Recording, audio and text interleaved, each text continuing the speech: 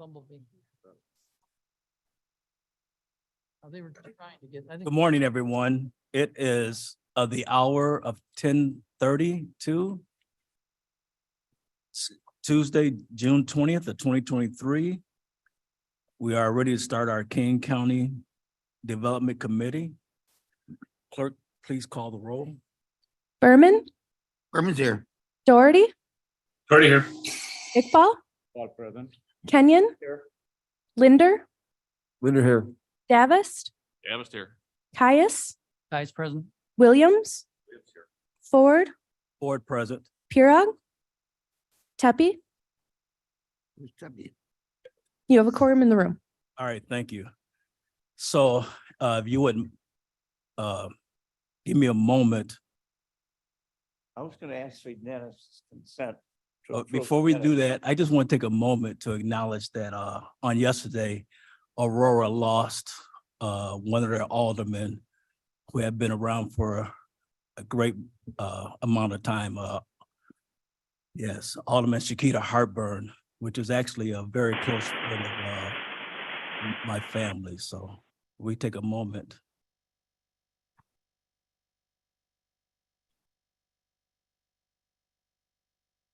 All right, Mr. Kenyon. Now I'd ask the unanimous consent of approving the minutes. Any objections? So approve with, forget. Ordered. So As or- so ordered. or as, yeah, so ordered. So ordered. All right. Moving on to our monthly financial reports.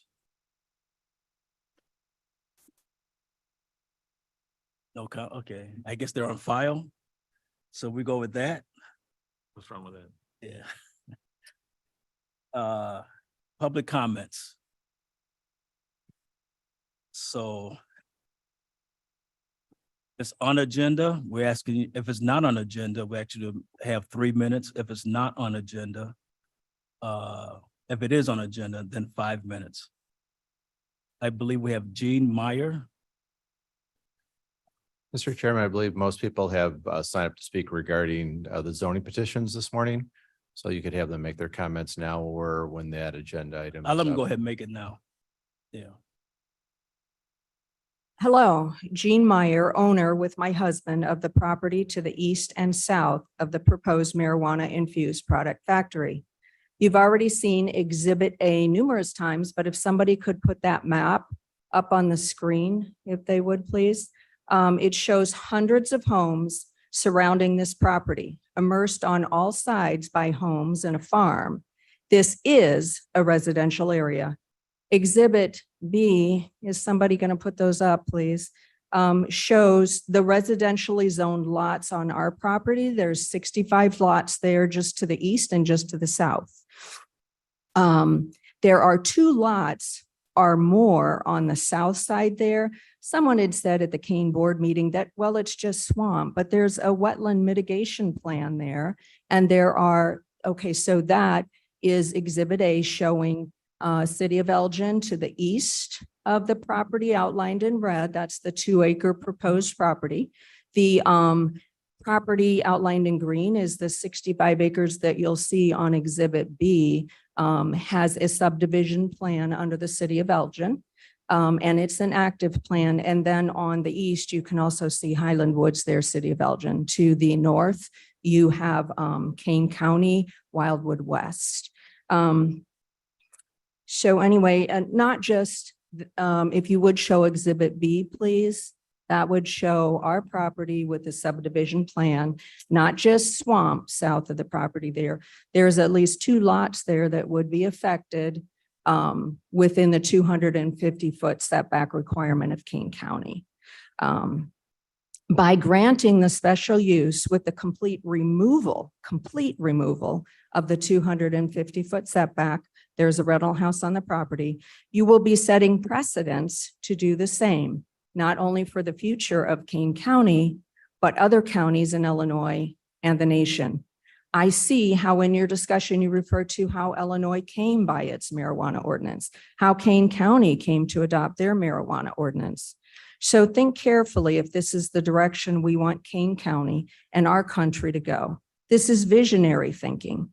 How will we affect others if we do this? And this is local control, the very essence of a free nation. When the grassroots, that's us, can make a decision different from everybody else, not just go with the flow or follow the leader submissively. Do we want what you term adult business along with massage parlors in residential areas is the question. City of Elgin residential lots and homes surrounds this property on the south side of Highland Avenue. These homes have been built with the ordinance to never allow adult businesses in residential areas, only to be allowed in commercial or office districts with 250-foot setbacks to parks, schools, colleges, et cetera. Please honor these City of Elgin homeowners, including me and my husband, with City of Elgin standards. Again, think of the underlying reasons for these ordinances. Definitely not just property value, but to protect children, young people, and families from the influence of adult businesses. There is no hardship on either this property, which has always been a successful non-adult business in the past, nor on the High Haven business that could easily find space in an office or commercial section of town, not infringing on the 250-foot setback ordinance. Please vote no to petition 4606. Thank you. Thank you. Next, we have Mike Meyer.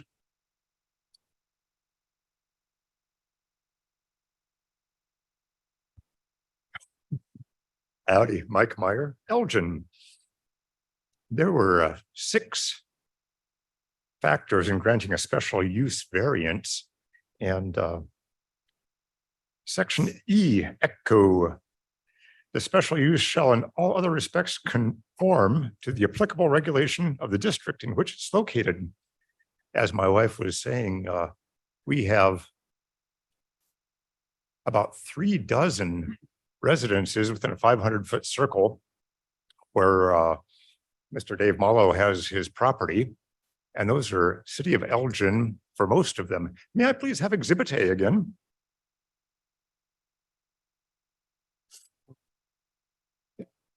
Saw it there for a moment.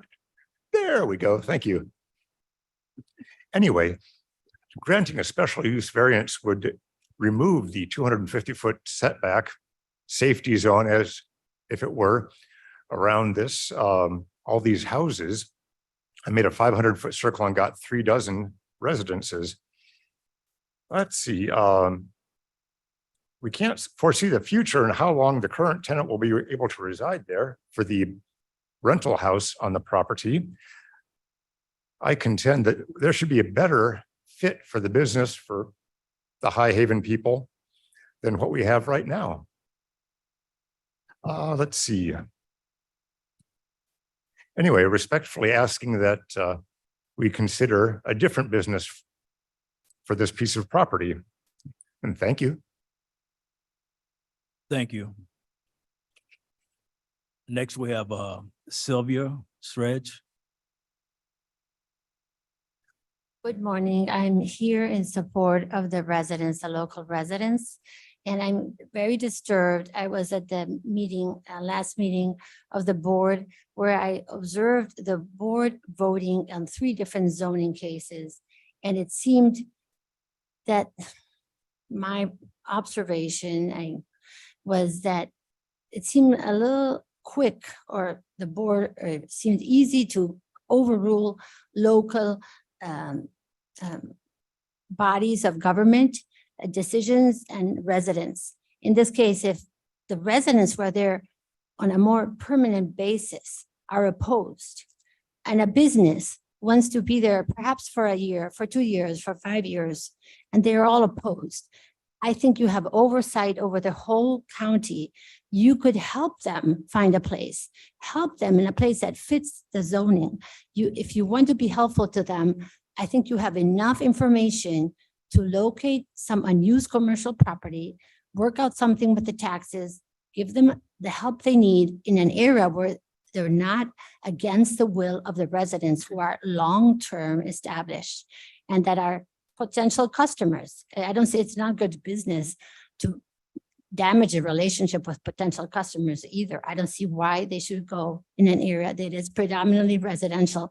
If anything, so anyway, that I ask you to please vote no and to really consider your role. Are you tyrants? Are you just here to go against the people? Or are you here to support the residents who voted for you? Thank you.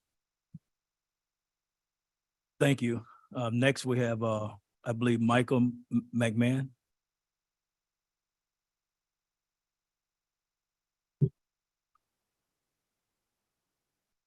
Mike McMahon, I'm representing Plato Township here. This is the development board here.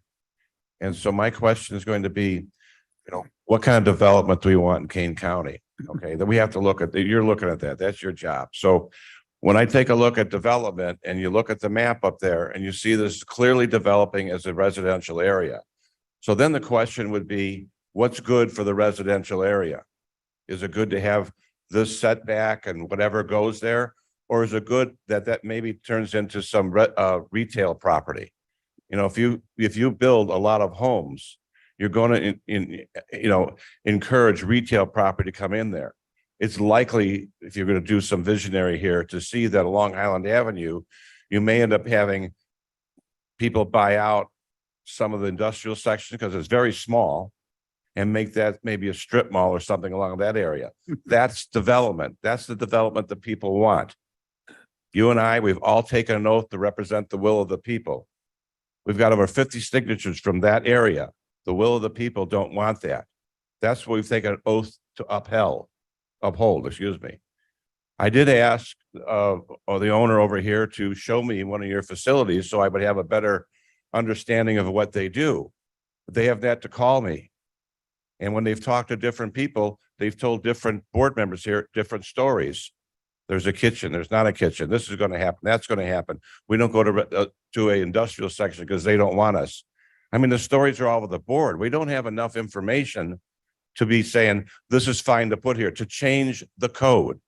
We don't have enough information to change the code. If I would ever support it, I would need to see the facility. What's this going to do? And again, you as a development committee, you're looking at the development of what that area is. That is clearly a residential area that is developing out there. Clearly. There is lots of industrial areas developing in the area as well outside the residential area. So we ask you simply to do what your job is. What kind of proper development is good for that particular area? And that's all I have to say. I think that's all I have to say. I guess the next thing I would say, what's the benefit of having this facility here? That would be the question to ask. Is there a benefit to the people in the area? They don't think so. And again, I'm a little bit upset that you hadn't given me the call to look at your other facility. What are we hiding? I don't know. Okay, thank you. Thank you. I believe that concludes our public comments.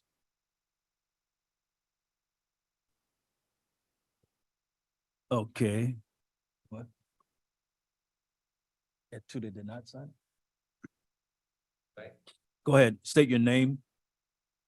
My name is Dave Malo and I live in Huntley, Illinois. I am the property owner of the Highland Avenue land or building they are looking at. I'd like to talk a little bit about the history, present and future of the building and property.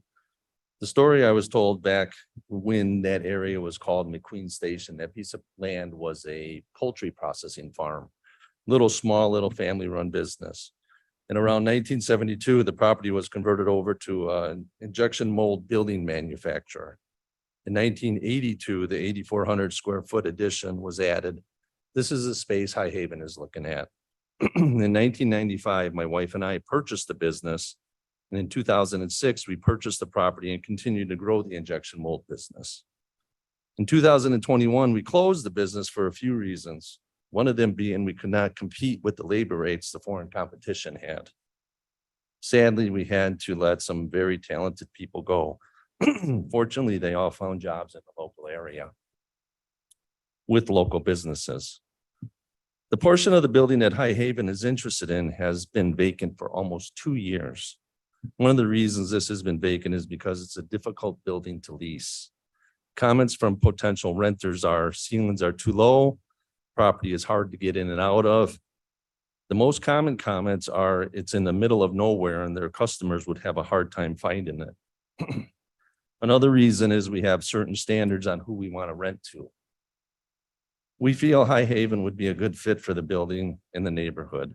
Here are a few reasons why. They're installing a commercial kitchen to manufacture product. Zero retail coming out of this space. Highly regulated by our state. 5 to 10 employees. No impact on the traffic. 8-hour-a-day operation. More security than most banks with cameras and security guard on duty. No signage or visual advertisements. Everything that comes and goes inside a registered security vehicle. This type of business is about as low impact on the surrounding neighborhood as it can get.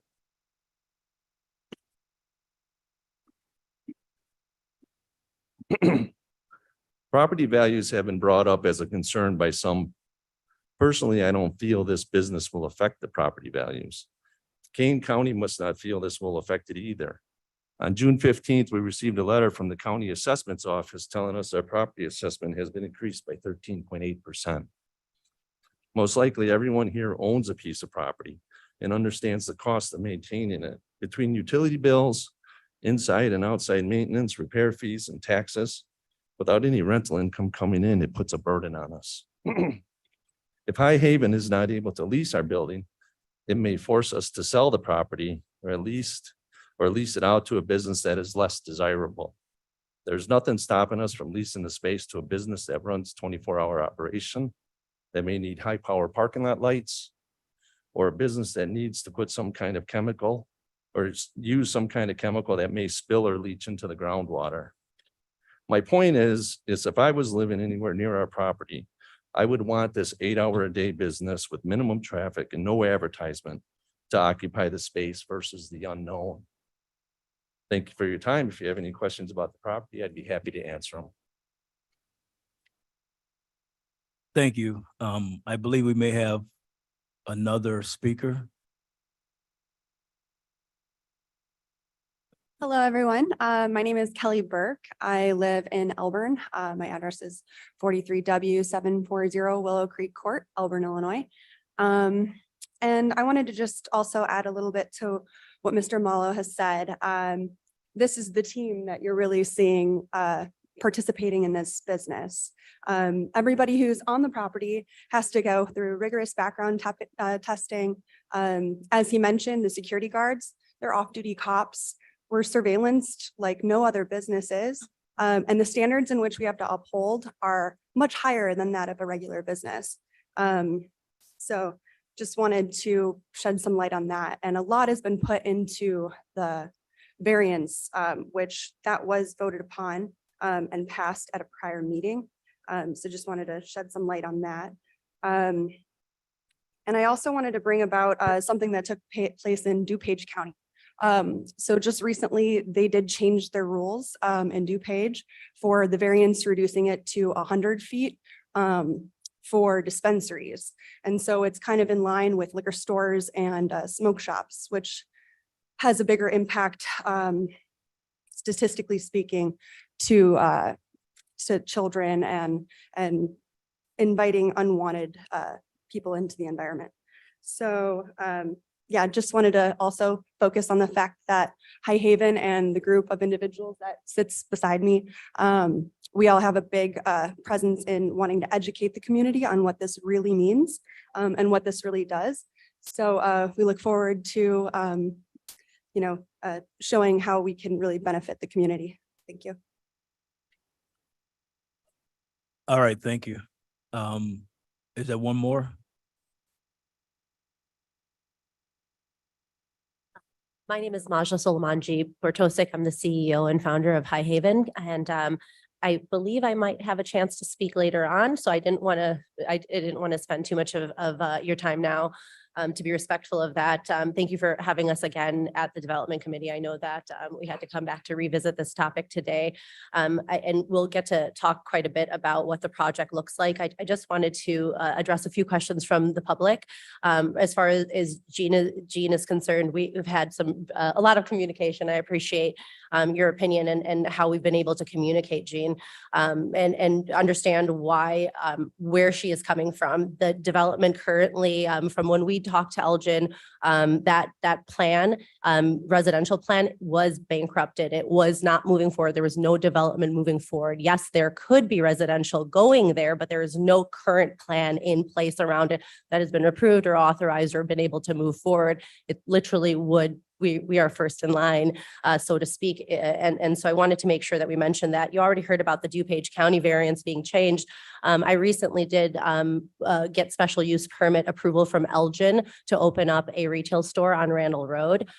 So that is a very different operation than what we were doing here, clearly. But I wanted to mention that, you know, several times I think Mr. McMahon and Jean had mentioned that, well, they can do this in an office. They clearly are not clear on what we do, because we cannot do this in an office setting. It is a manufacturing setting. It has to be in a industrial. This is a zoning that is for light industrial where that property is. It is exactly what we are following the restrictions of what's put out. So I did want to make that clear.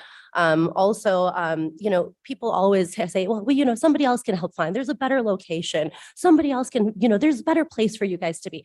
Nobody knows this better than we do. We live it every day. This is our industry. We work here. We've done this for a long time. I've been in the cannabis space since 2015 and 2014. And for a long time, I've done this in many, many states. It always ends up saying, not in my backyard, right? I'm okay with you having this, but not in my backyard. Everyone has an opinion on where we should go.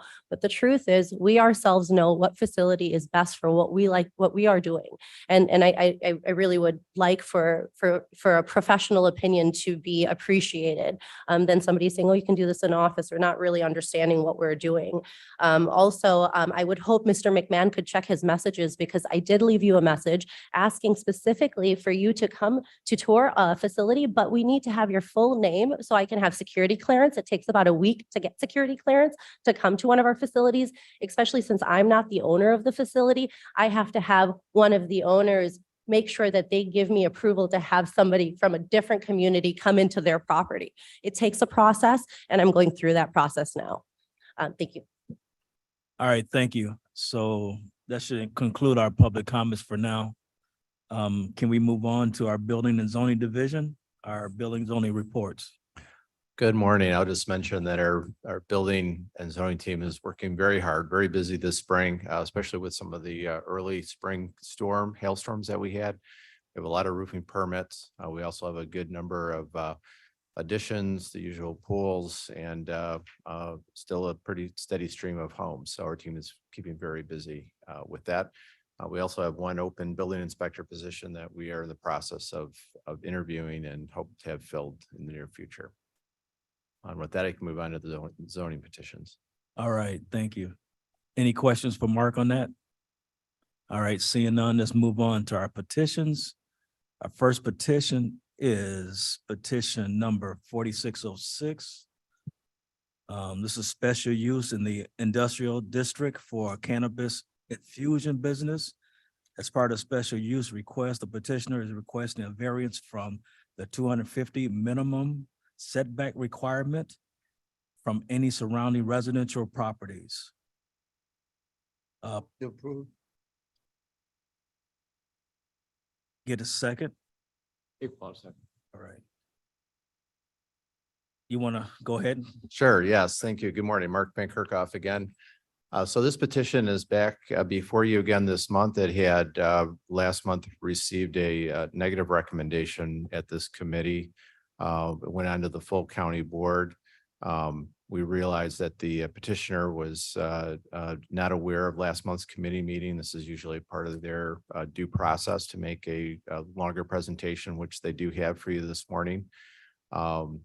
And also staff wanted an opportunity to clarify the two actions requested for this property and the different roles that the zoning board and you as the county board play on the variance and the special use. So as was mentioned, this is an existing industrial zone property. They are requesting a special use, which is required in the I district for a cannabis infusion facility.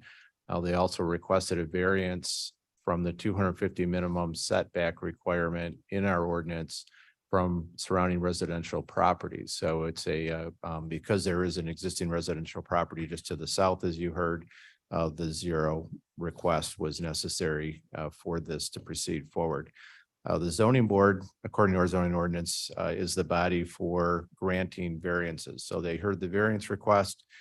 They discussed that in light of the standards for a variance, and they approved the variance. They also reviewed, per their roles, the zoning board for the requested special use and deliberated those under the six standards for a special use to be granted by the county board. And their recommendation to the county board was approval of the special use. So it's before the county board now at the committee, and then down eventually back to the full board for determining the special use. So I hope that helps clarify the two roles. So these were the standards that the zoning board used in granting the variance for the setback. There's 5 standards. They're very similar to the 6 standards for special uses, which are listed here. So there's some crossover between the two, but these are the standards regarding the special use. And I'll come back to these, but I wanted to point those out for reference. So got some of the slides again in terms of location. This is the property is located on the 2040 plan. You can see there's some unincorporated areas to the north with residential. There's some areas for in the blue that's unincorporated for resource management, which could be development in the city or but through the county. And then everything in gray you can see is in the city of Elgin. This is the zoning map, and you can see this is an existing industrial zone parcel. Thank you for the property history. You heard a little bit about why that this particular piece is zoned I in industry from a long-standing poultry facility. Our I industry zoning is the broadest zoning category in our county ordinance in terms of there's not much that's not permitted in the I district. This is a relatively small piece, so that would limit it to certain things, but in terms of the type of businesses that can go in other than the special use needed for adult cannabis businesses. You can see further down Highland Avenue was referenced by one of the speakers. There is some existing light industrial, special use, and business zonings. Here it is on the aerial. You can see the residential that was approved by the city of Elgin to the west and further down to the east, and then the existing county subdivision on the other side of Highland Avenue and the railroad tracks. And the wetlands area to the west and south. Here is a close-up, a couple of the factors that went into the special use variance from the properties to the north. Is separated by the railroad tracks and Highland Avenue. To the west, this is dedicated wetland open space between the property and the residential lots that were approved by the city of Elgin. And then the parcel to the south, you heard from the property owners on, this is where they are immediately adjacent to an existing residential use property, and thus the zero setback requirement or request. This is the portion of the property that the petitioner wants to have for the special use. Here's another close-up of the existing property. Here's floor plans that were submitted for their reinvestment into the building for their use. They have some production areas for that, a lab kitchen, some office spaces. In terms of their use of the site, they would be using this building as mentioned, and they have limited staffing coming on there. They have illustrated that there's existing area suitable for parking. So there's been some discussion on the setback. A little bit of history on that. When the state of Illinois first allowed medical use cannabis, the state statutes came out with minimum setbacks from certain businesses. And when they later passed the legislation for allowing adult use cannabis, that act did not include setbacks.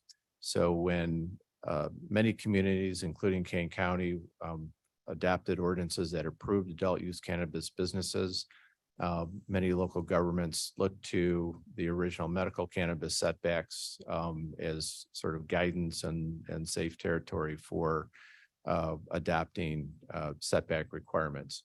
So that's where Kane County's came from, a little bit of history on it.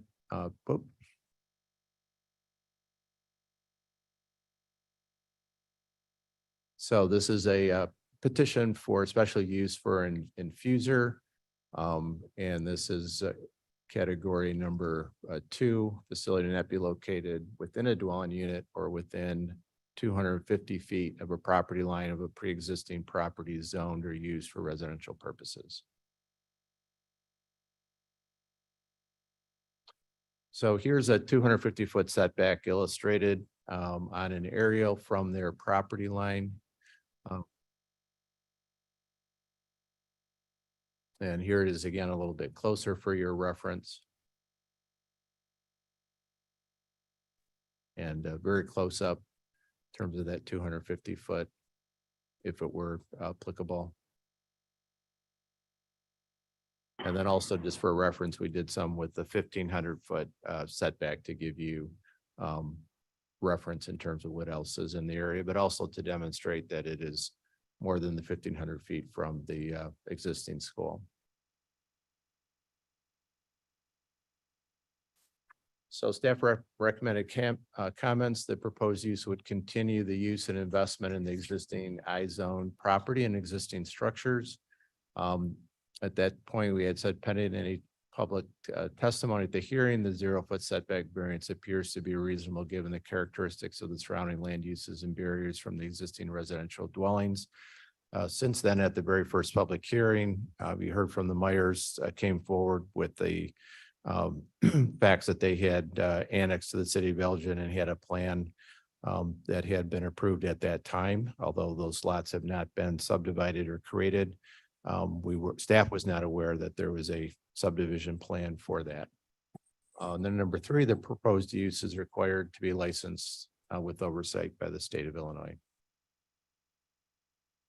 So this was not applicable for the Regional Planning Commission, the Zoning Board of Appeals in regards to the 250-foot setback variation. They approved that. In terms of the special use in the I district, they recommended approval. As I mentioned, it was before Development Committee last month. It's been recommended for denial. County Board sent it back to you today. And then just a clarification that Development Committee is to consider the special use in the I district using the 6 factors. And objectors are area property owners in the Plato Township Board. And then here are the 6 factors for your reference. I'm happy to answer any questions, but also the petitioner does have a presentation if you want to have them do that at this time. Yeah, let's go ahead and have the presentation.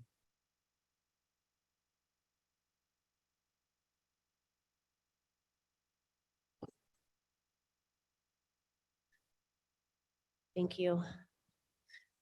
So if you actually, Maja Solomanji Bertosik, again, I live in Carpentersville, a long-term resident of Kane County and Elgin for a long time, and then moved over to Carpentersville. Perfect. So as I mentioned, we have a social equity license. This is one of the first licenses set out by the state of Illinois. What that essentially means is there is a disproportional impact on a war on drugs on our ownership team, and therefore we were allocated extra points and we're able to get these licenses. Our team is minority-owned, veteran-owned, and women-led.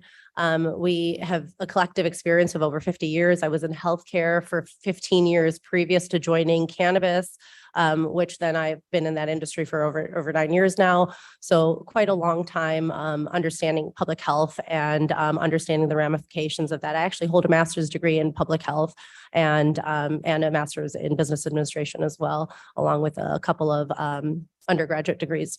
But we're long-term resident really here in front of the board today to ask for this support for our special use variance. You know, most of these topics have already been discussed, so I would hate to, reiterate that we're only open 8 hours, 9 to 5, 9 to 6. We only have 5 to 10 employees, things of that nature. Things are very secure in our facility. I think you've already all seen the packet and reviewed it. I would hate to, again, belabor that, but if there are questions around our operations, I can go into that a little bit further for you. So, what really is it that we are doing as far as a cannabis regulation, as a cannabis manufacturing facility? There's numerous benefits. I know that was something that was asked. There's an economic benefit from tax revenue and job creation, obviously from a legal, social justice perception because of social equity acts that are in place now. And of course, because of ethical and medical coverage and environmental and sustainability that we bring to the industry, along with social consumer safety and community reinvestment programs that the state of Illinois reimburse our taxes on. I'll go through some of that with you guys here in a little bit. Really, the products that we're making are infused edible products. This is a alternative way to using cannabis than the traditional inhalation or smoked method. So our facility is taking distillate, which is a liquid that is extracted from the cannabis plant, and we buy that at a cultivation, and then we infuse that into our particular products here. They have to be shelf stable and have to be able to be on a shelf for about 6 months before expiration.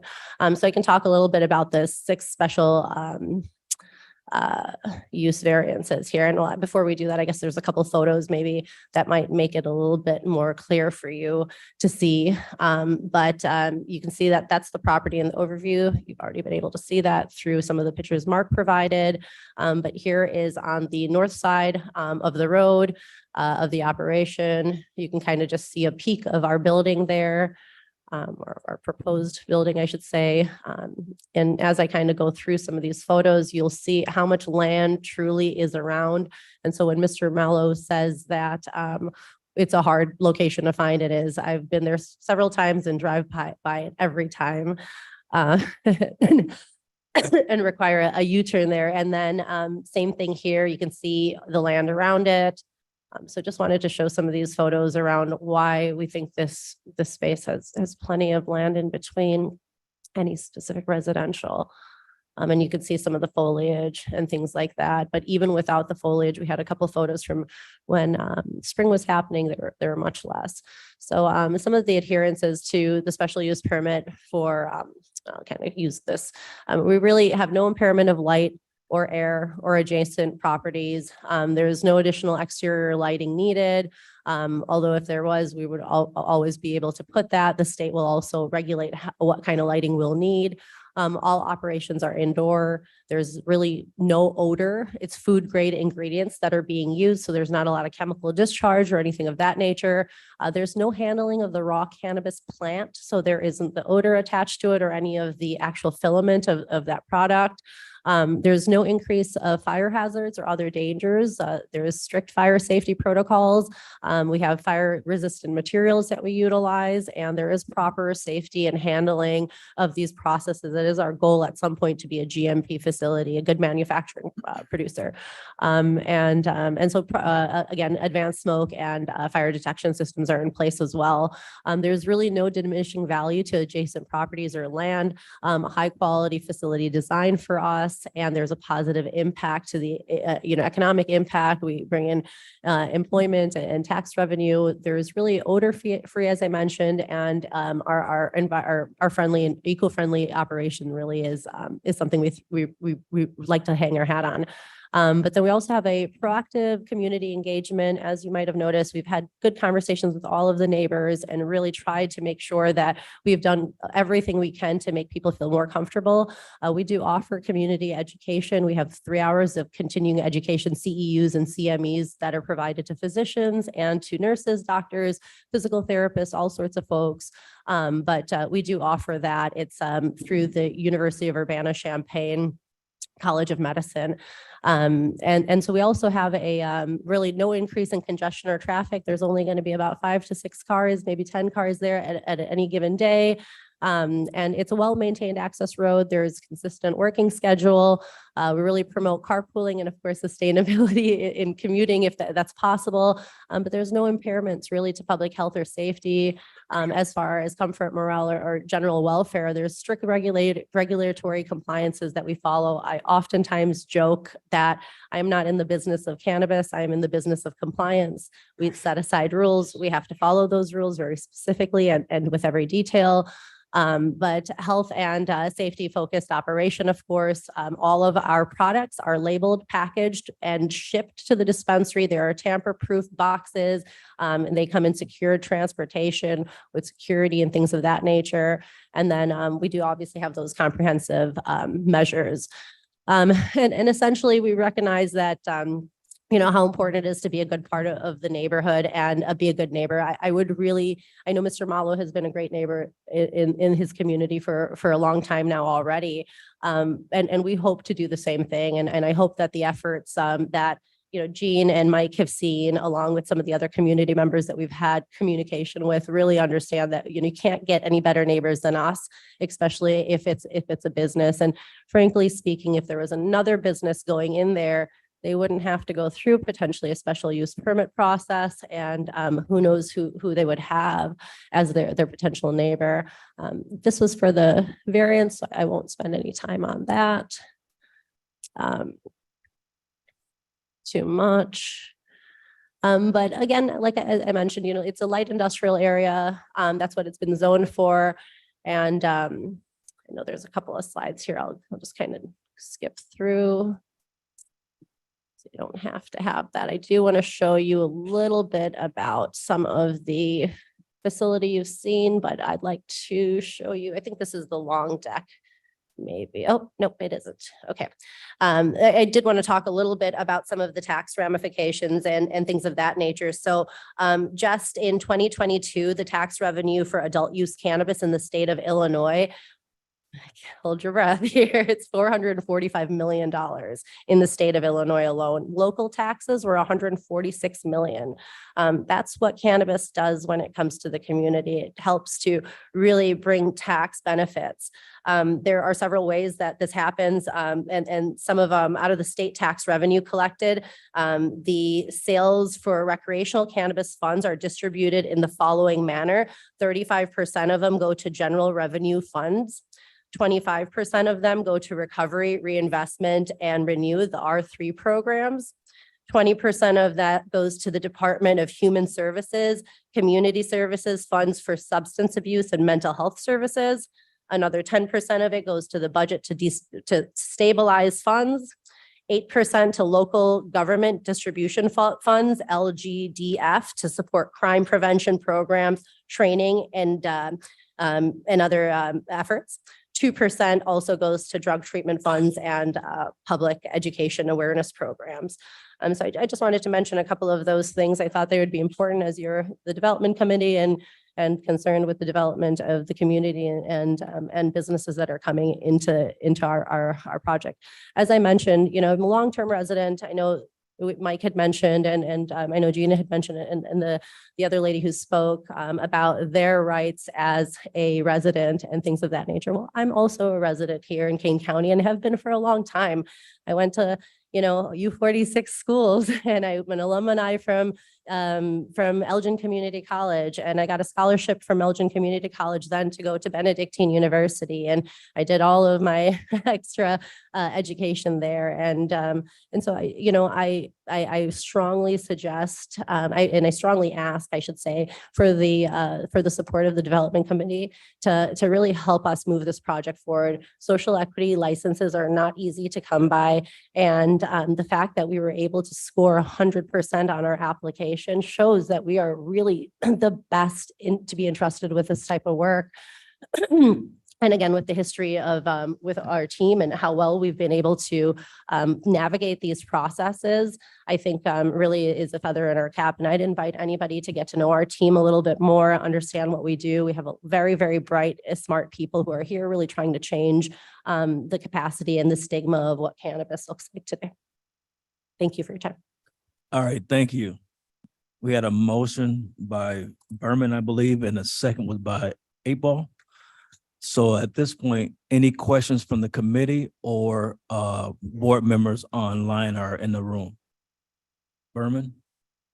Yes, Berman here. This to me is just a piece of property that's been manufacturing for multiple years, and I want to move something in that actually does meet those requirements. The only thing is that it has the stigma attached to it of adult cannabis.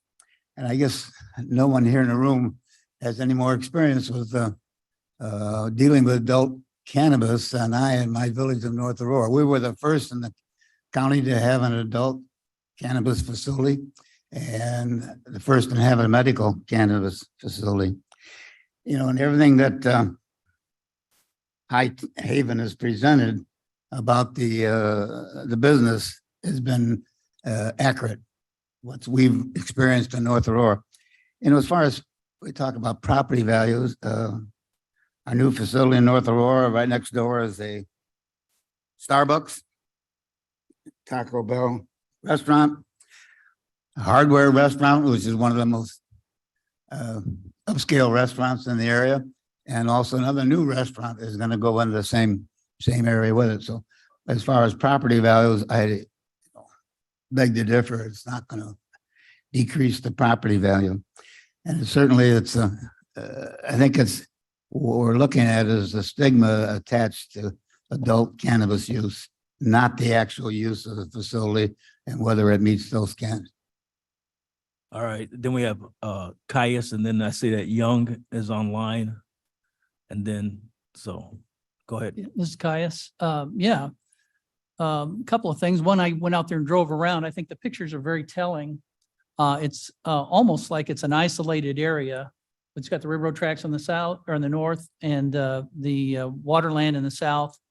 And as far as having a neighbor, a good neighbor, I know I live in an area up north there where we have a rock quarry not too far away, and I'd certainly rather have something closer to me that was regulated and secure and less noisy, certainly, and less polluting as a rock quarry. But how many trucks were going to be leaving, and what were the size of the trucks that would be coming and going every day? That was one question I had. Absolutely. So they're mostly sprinter trucks. So just a small sprinter van is what it'll be. And initially we won't have delivery every day. We'll probably have delivery maybe 2 times a week, 3 times a week. The more dispensaries we end up getting as clients, the more we will start to see. So initially we have contracts with 5 dispensaries. So we'll be able to at least service 5 dispensaries in the area. And so we'll probably have shipment go out once a week.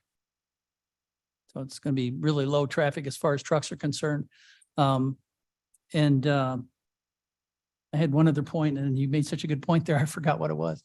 Yeah, so maybe I can come back to it. All right, Young, and then Linda. Young? Yeah, thanks. David Young, this is my district. I noticed that there was a laboratory that's going to be part of the development. Is that so that you can extract your own oil in the future? You had mentioned that you want to grow the business. I would imagine that would be just natural to to take the plant and do your own infusion process? Yeah. Oh, thank you. So currently, the state of Illinois will not allow an infuser to extract anything on their premise. So we won't be building a laboratory. If anything, we might have testing of our own products as far as biohazards, or if there's any mold or pesticides or anything like that. It already goes through that system before the distillate gets to us, but there will be no lab. So currently, the way that the state of Illinois has set the rules is that a craft license can extract, but an infusion license cannot extract a facility, any product there. So we'll never have any biomass on that. So Mr. Young, that is what you're looking at there is possibly never going to come to fruition and would be just a holding space. Nothing would be built there. Okay. I just want to remind everyone on the development board, I'm looking at the Kane County mission and vision statement. It says the mission of Kane County government is to be accountable to its citizens.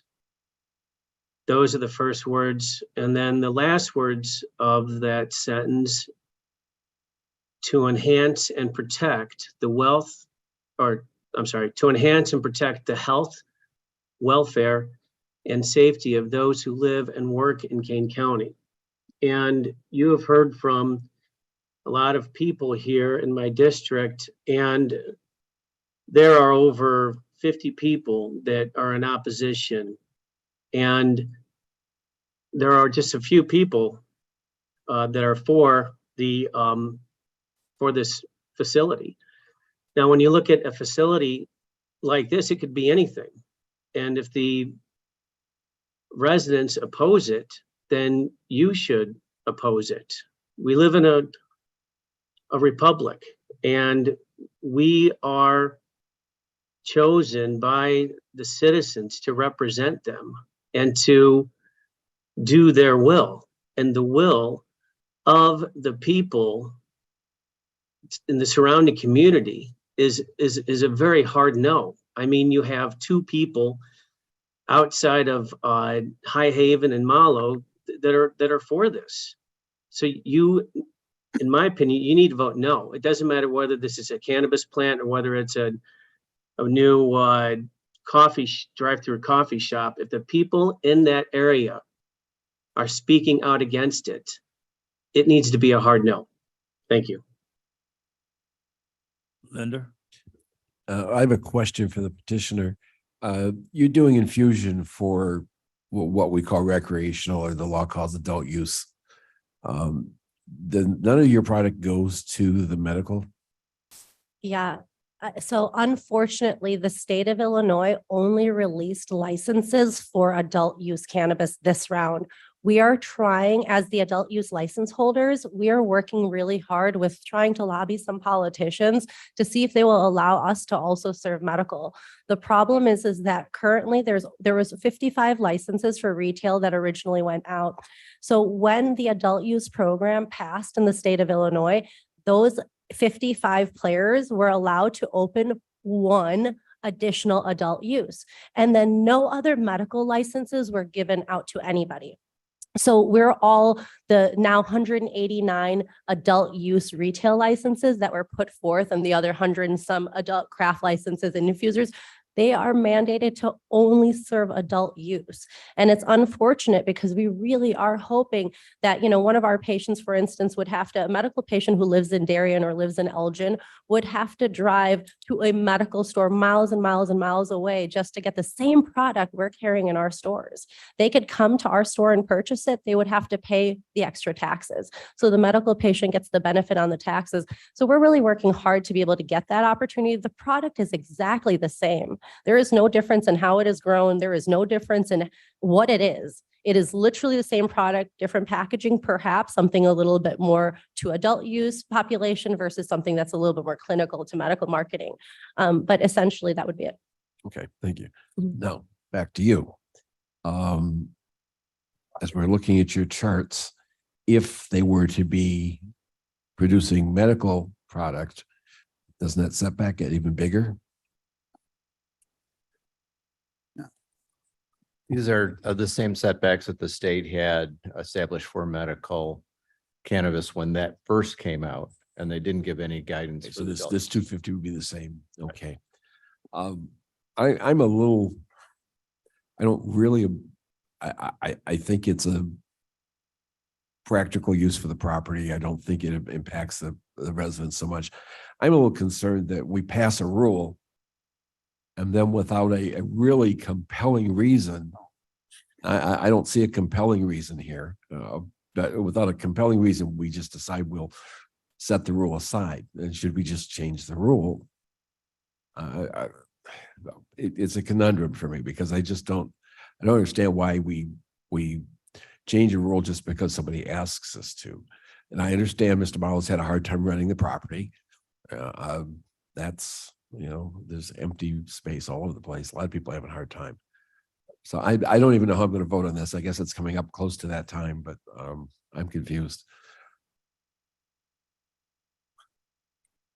Mr. Chairman, Alan? Hold on, Ms. Allen. Go I'm ahead. sorry to interrupt. Sure. If something that might help you. So there was a slide that Mark had shared that was the guidelines set for the state of Illinois, originally on what the craft license is, what an infuser license is, what the dispensary retail, and so on and so forth. So those guidelines were set back in before 2014, of course, so things have changed and they haven't been reset because what the state said is now that the municipality that it's going within and that governing board can make these decisions for themselves and reset those zonings. As you said, it saw in DuPage, they changed it. And in a couple other counties that we work with, they've been able to do that. But the one thing I would say in that particular chart you saw, there was something called a processor. Processing license doesn't exist in the state of Illinois. So I would just ask you to see that as a guideline and not a true fact, because the processing license isn't even an actual license in the state of Illinois. And they gave you a setback variance and an entire guideline for something that doesn't even exist. So just know that if the state is saying that, but giving you the authority to make that decision, and I just wanted to make sure that you had that information you might not know. Sure. And my question is, we set the rule and I don't understand why we have the rule if simply by asking, we're going to change the rule. Yeah. Yeah. And I think the rule would only change just for our facility, not for the overarching that, the next petitioner who wanted to put an infuser in Kane County would still have to go and ask for a variance as well. And that's my point. Mark, you got something to respond to that? Thank you. I was going to further clarify that chart is the setbacks that were adopted by the county board into the county zoning ordinance when we allowed for adult use cannabis businesses in the county. The zoning ordinance is filled with all sorts of setbacks and standards that are generally applicable. And that's why the zoning ordinances do across the country have a process for a variance when there's some particular hardship or other extenuating circumstances that make the application of a setback standard a hardship on the property owner. So that has to do with side yard setbacks, front yard setbacks, building size setbacks. There's lots of different types of standards that individual property owners can apply for variance for. And so I hope that helps explain the process. So and it is just for this particular property based on this particular set of circumstances, not generally applicable to other properties. All right, I see that your hand is still up. I didn't know whether or not you had another. I said, make one quick comment. I forgot. Go I ahead. wanted to make this. Is it my point is, it was that a vote against or a vote for this facility is a vote against the people. And so if you vote for this facility and moving forward with it, you are voting with your own personal agenda and not with the people that oppose it. You have 90% of the people that have spoken about this facility oppose it. Thank you. All right, then I think Debbie had a question. Debbie Allen. Thanks, Mr. Chairman. This is Alan, and I represent a different district in Elgin, but I am in a really mixed use area. I'm 4 blocks from the river, so downtown is a block and a half from me. And because it's the oldest area in Elgin, there are uses that have been grandfathered. And I have lots of different uses and businesses near me. Now, unlike Mr. Caius, I don't have a quarry to deal with, thankfully, but a lot of mixed use. And Mr. Young, I truly respect what you're saying. The thing is that if this business were in here, I would defy any of the neighbors to know that it's even there. If you were a youngster in the subdivision that already exists to the west of this property, and you wanted to come and see what was in this interesting property, but not use a road, I would defy you to be able to make it through the swamp and the vegetation to even get to this property. And I just wanted to say that if I drove to this property, of course, from my home, so I'm driving west out on Highland. And once you cross Randall Road, it's kind of a no man's land. I was following the speed limit of 45, and I was being passed and honked at by people who are saying, don't you know how to drive in the country? You drive as fast as you want to. To get into this property was a U-turn for me too. It's really hard to see because the driveway seems to be going into a residential home. It's as innocuous as it could be.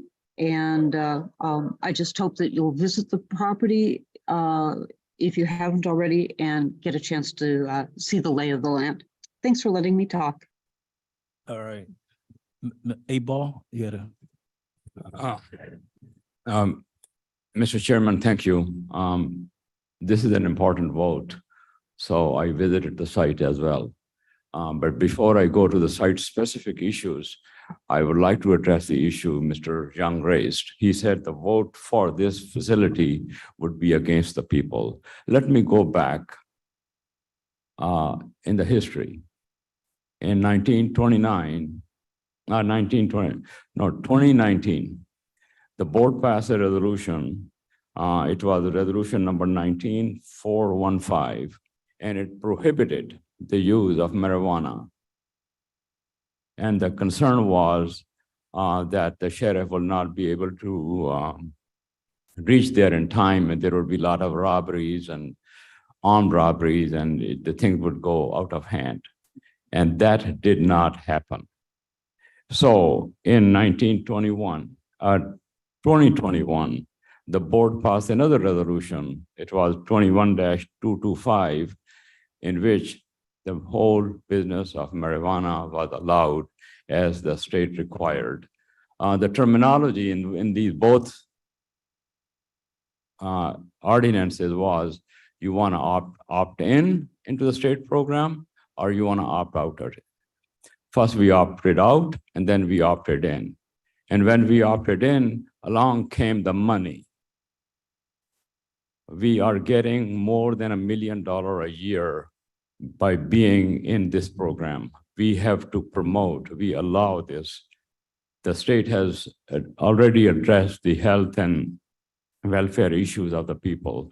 It is not, we are not being enemies of the people if we pass marijuana or accept the money related to cannabis. You have a choice, Mr. Young, to bring before the board a resolution asking for prohibition. You have a right to, you should, if that's what you believe. But right now, the law is, the ordinance is that it is allowed, and we cannot accept money and deny the businesses which really have no legal objection. The variance that was granted, I'm coming back to the site-specific issues. The variance that was granted is a good decision by the appeal board. That is a property that's well suited for this. And I would like to clarify some of the misinformation that has been passed on to us by the neighbors. We have seen 2 photos. Number 1, showing 60 lots. That is a bogus information. I looked at the City of Elgin website, And that was a preliminary approval given many, many years ago when Randall Road, west of Randall Road was being developed. Why this land was not developed, why there is no lot here is site specific, because this land is a low land, has a drainage issues. If you go there, there are no lots. It has not been recorded anywhere, not in the county, not in the city. There's no final plat. And the owners have not paid any money for any of the lots that they're talking about. So at this point, that property is what is shown by the aerial view by Mr. Mark Venner, our director. And it's a farmland. It is, there are no two lots that are being affected because there is nothing. You look at the aerial photo, that's what it is. And coming back to the vote, I think it's an important vote. If someone wants to put the clock back and we have to go to prohibition, let there be a resolution for that. But in good faith, if we have to move forward, if we are accepting money from the state in millions, we have to promote the business. And this is a business which really has no effect on anyone. No traffic. This is a kitchen, which I believe it is. And I thank you very much. All right, thank you. One more time, I think Young name, since it's in this district. Young, is your hand back up again? Yep, thank you. Well, that was a ridiculous statement about prohibition, Dr. Iqbal, but and when you talk about cannabis and voting against it, but you're talking about the entire county of Kane, and therefore therefore your vote matters. Quite honestly, with District 15, it's only about that small property in my district, and we're not talking about the whole entire Kane County. And I'm not against anything. The cannabis is legal, period.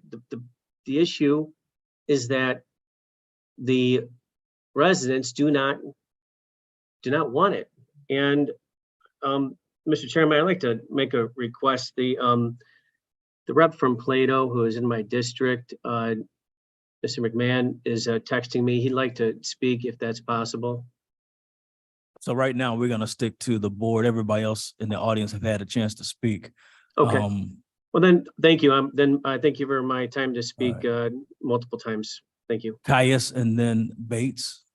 Yeah, just one last time. I know we're asked to be accountable, and we are accountable. I think we're, as Mr. Iqbal said, we're accountable to the 513,000 residents of Kane County. And I'm torn too. I came in like Mike thinking, well, we set these rules at 250 feet and that was just 3 years ago. Why are we changing them now? But I think, as Mr.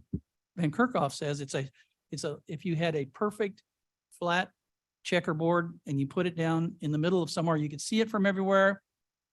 It was in line of sight. It had a very definable, very simple place to put this. You would say that you can see it from a school or from houses and things like that. This has, and we're also asked to think as board members. I think that if we use our logical thinking process and look at where this site is and how it's set down in and bordered by a railroad track and some water land, that as thinkers, and this is what I've come to the conclusion, is that we are, we should be taking all of those things into account rather than just the 400 or the 250 feet. We should be saying, okay, the 250 feet is a guideline, but look, there's railroad tracks, there's this, there's that. Each individual plot is individual. So I think that if you do think, is what I think, is that this will be an asset to the community, and in a couple of years, I don't think you'll even know that it's there, or less than that. All right, thank you. Bates? Thank you, Mr. Chairman. First, I'd like to thank Mr. Young for your comments. And I believe that much of the problem here is due to a misunderstanding about this being a retail seller, possibly with, adults coming and going, creating a lot of traffic. Since this will not be a retail space, but a kitchen creating the product that will go out to the dispensaries, I think the problem will be much, much less than the residents are worried about. And I would hope that if this gets voted through, that it would be become not a problem for the residents. And yes, we do have to represent the people and the people's wishes, and yet we have to represent all of the people in Kane County. And we have to consider the greater good for the whole county, including the opportunity to create jobs in Kane County and the opportunity to create more of a tax roll. So I hope that this project would go through. Thank you. Thank you. I think we're ready to call the vote, I believe. So with that in mind, clerk, please call them. Berman, Yes. Doherty, A reluctant no. My constituents demanded.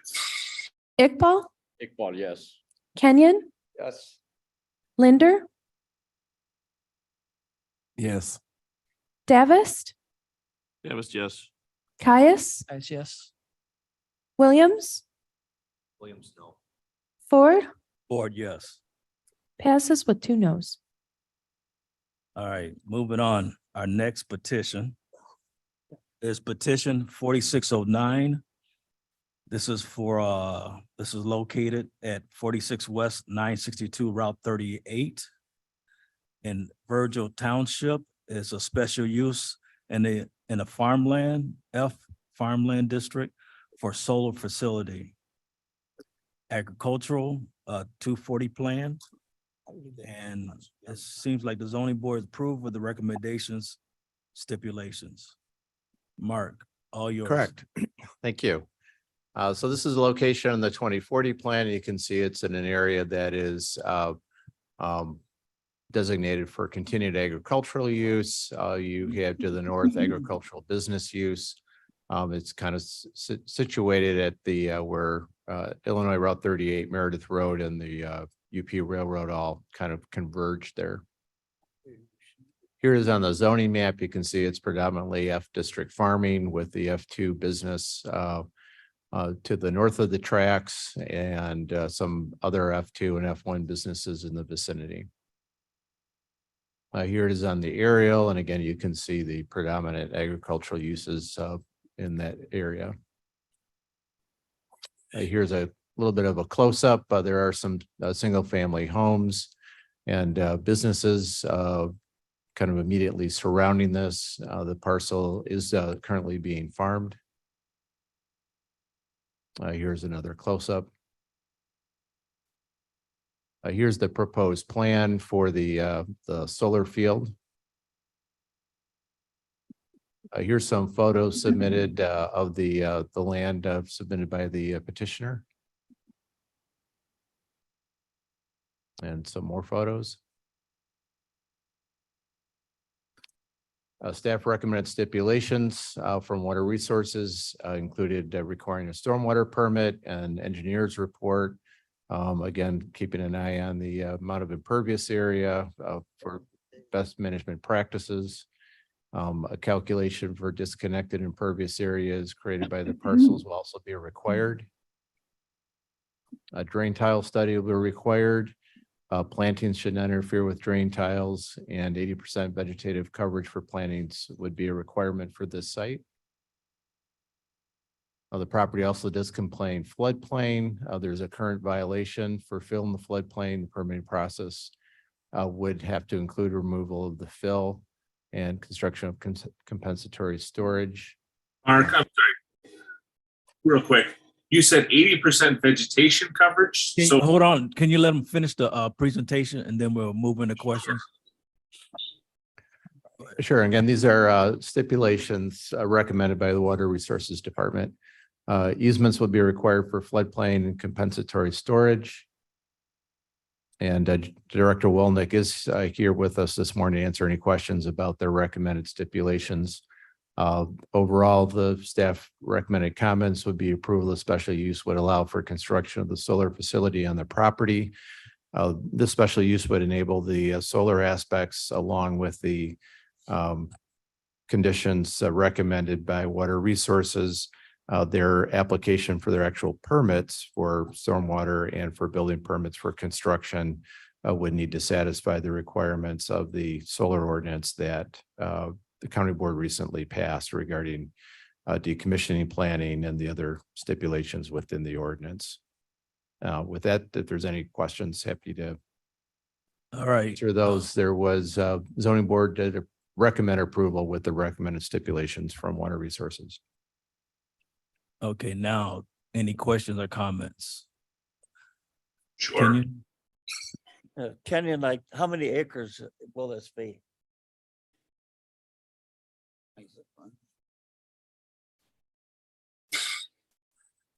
The petitioner is here if he to address any specific questions.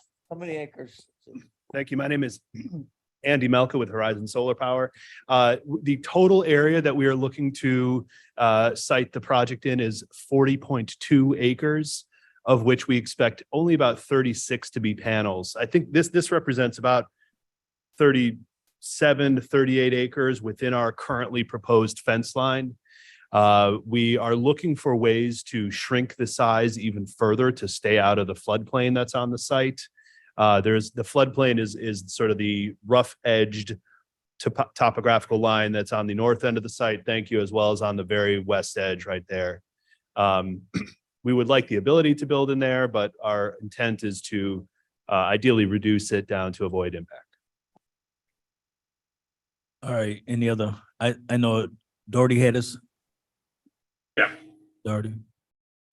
Yeah, And I'm Bates. just confused. Mark said that there's going to be 80% vegetation coverage. You can't build stuff that's going to grow under the solar panels. What does that mean, 80%? In order to calculate the area of impervious, the minimum vegetative cover is 80%. Therefore, there is requirements for there to be vegetation underneath the panels. And there's something that'll grow? Correct. We have multiple other sites and have confirmed that. Okay. And then there's been some talk about the fence surrounding the property not completely blocking out the site of this. Can I get some description of the fence? Is it really going to block anybody's view of it, or is it more of a decorative fence? Fence is a security measure.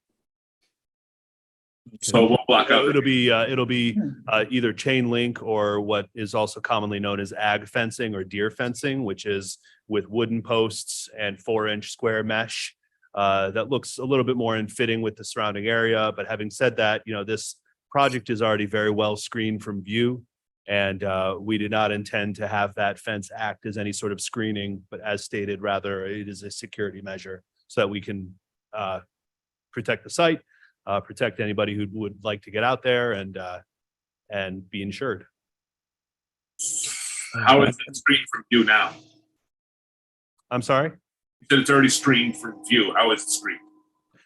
If you've been out to the site, you can see that there are a number of trees along the frontage of the road.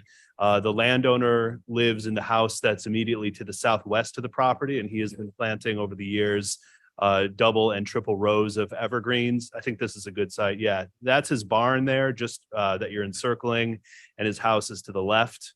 You can see a number of trees along the frontage there, along 38, as well as extending back toward his pond and up into the wetland area north of the pond. And then there are also trees along 38 there, as well as on the east side along the Aquavivia property. Okay. All right. Williams here. Yeah, Bates been Bates. waiting to, Okay. Bates. Thank you. Do you have access to the grid from ComEd already granted? Yes, we have a signed interconnection agreement. Thank you, Keith. Yes. Okay. Yes, we do have a signed interconnection agreement with ComEd. Congratulations. Thank you. Thank you. This is my district. I believe that where you abut 38, that's the highway's lower than the top of grade quite a bit, if I recall. It rolls there a little bit. I'm trying to picture it. I think there's a ditch and then it rises up. I would say it's a good 10 feet off from the base of the highway. So once you get back in there, I know that the Mr. highest point Doherty's on the point, property is right in here. it's pretty well screened. I don't think you'd see it for that short stretch of 38. Right. All right. Blink and you'll miss it. Go ahead. Mr. Chair, if I can ask the petitioner one question. If this were to be up for approval, can you live with all of the stipulations that are there? Yes, those are stipulations that we frankly expected. And as people who have done this for a living, we perform all those studies. We do the drainage work. We make sure we're complying with BMPs, getting a stormwater permit. Yes, sir. Thank you. Kenyon? Kenyon, this will generate jobs. It'll generate electricity. It'll generate revenue for the local towns and the school districts, and the county will get some. It's all positive. It is. Anybody else? Caius? Caius, that's a winery, right? South there, southwest, southeast. So there's.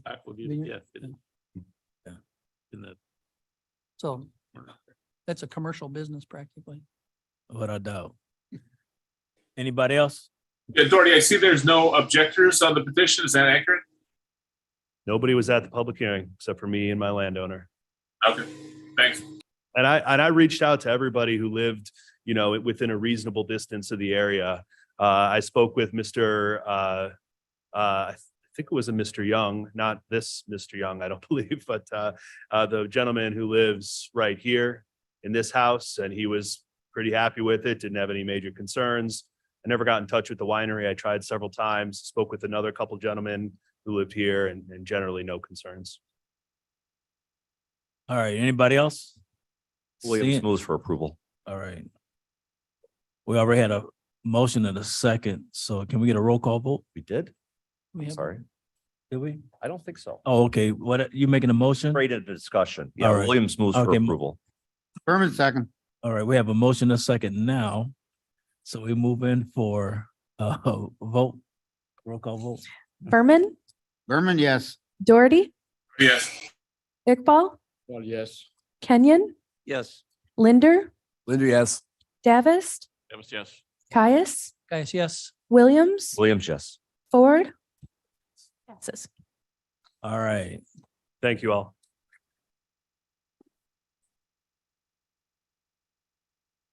All right, moving on. We have our property code enforcement division. Good Monthly morning, report. and this is the second month that this is now a regular agenda item.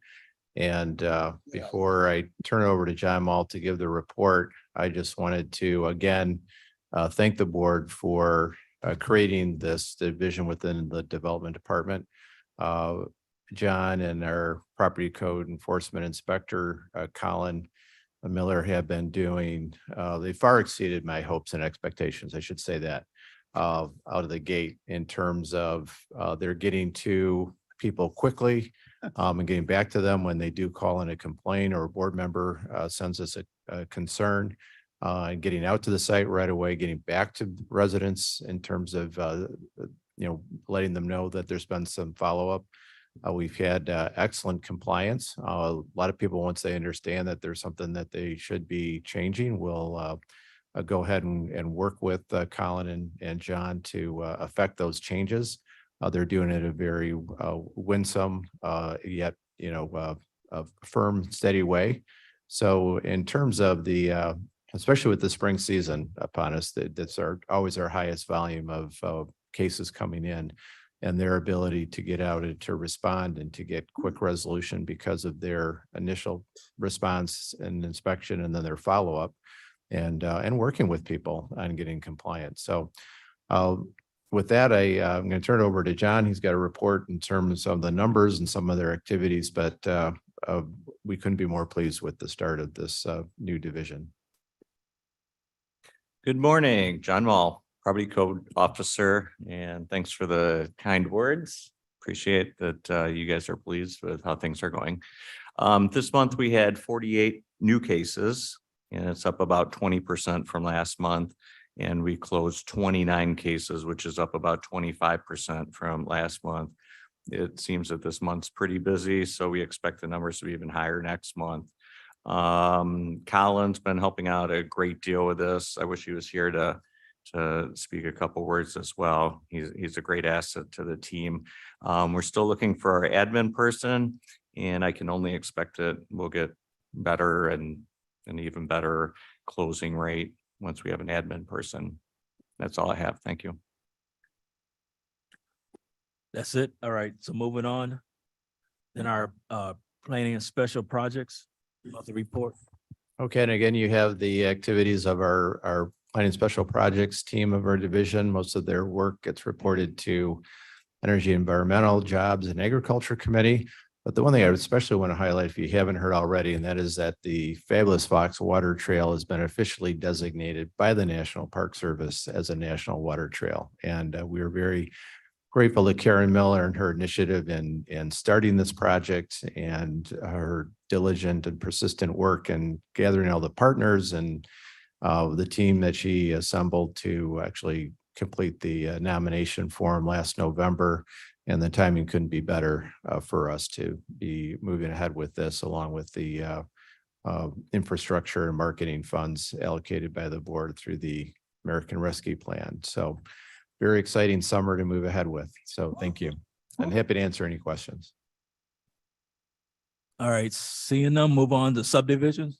We have nothing under subdivision, environmental resources or water resources this month. Office of Community Reinvestment. I believe I did talk with Scott. I think he's on vacation. But they didn't have a report for the day anyway. So new business. Seeing none, can I get a motion unanimous to replace the reports on file I just would ask for unanimous consent to put the report on file. without any rejections demanded that they are? I believe we have no need for executive session. I'd like to move we adjourn. And you did a fine job, sir, Well, thank you. unlike people before you. I think he did good. An hour and a half instead of an hour and a half. All in, Started late, man, due to you. all in favor by saying aye. Aye. Opposed, same sign. Gotcha. We are adjourned.